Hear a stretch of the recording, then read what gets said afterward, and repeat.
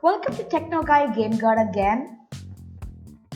And in my last video, I covered for loops, and the video before that, while loops. So now that you're all familiar with loops, I'm gonna just teach you guys how to create a timer or a countdown using Python.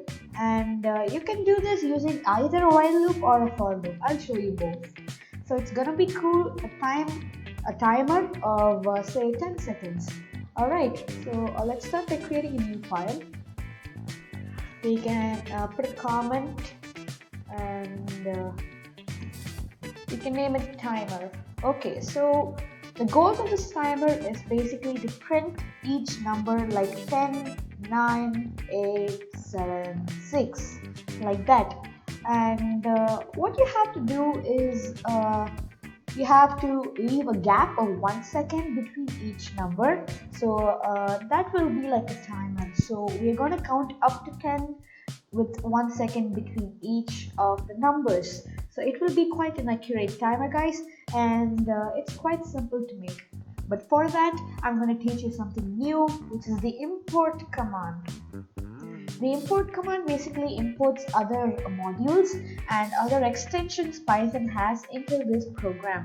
So for this program, I'm going to import a module called time. So time will help you guys to stop the commands from running for a moment or two, and the time is quite useful. So this is the command to stop the commands to run for like 1 second. It's time.sleep in bracket 1. So this will stop the commands from running for exactly 1 second. Let's keep that in mind. Alright, so first I'll be teaching you guys how to do it with a while loop. So I'll declare a variable timer equals say 0.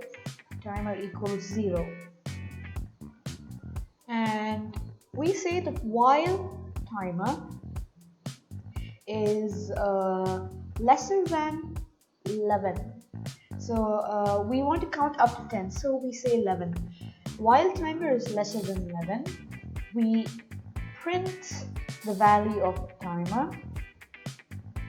We print the value of present value of timer actually, and we add 1 to timer each and every time its value is printed. So timer plus equals 1. Got it? And after that, we have to use the time.sleep function to stop the commands from running for exactly 1 second. So again, while timer is lesser than 11, it will print the value of timer, the present value of timer, and after that we'll add 1 to the present value of timer, just increment the value of timer by 1, and finally we'll just stop the commands from running for 1 second before going through these again. Alright, so let's run that and let's check it out. I'll just name that timer. Alright, 0, 1, 2, 3, 4, 5, 6, 7, 8, 9. Fabulous! Amazing! So you saw that timer, it was quite accurate and it was really entertaining to watch. So I don't want it to start from 0. What if I want it to start from 1? Then I change the value of the timer to 1. And what if I want to just count to 5? Then I change this value to 6. Let's run it again and see if it counts up to 5. 1, 2, 3, 4, 5. So that's amazing. Alright, so this is how to do it with the while loop, and let's go for loop now. So for timer in a range, so the range we want to count up to 10, so it will be 1 comma 11, 1 to 11, and alright, so we can just write some code inside that. So while the timer value is in range 1 to 11, that is 1 to 10, we have to print the present value of the timer. Again, we go through the same procedure. We have to add 1 to timer. Each and every time its value is printed. And finally, we have to stop the time for exactly 1 second. So this is a lot simpler. Okay, then let's run it. 1, 2, 3, 4, 5, 6, 7, 8, 9, 10. So either way works good.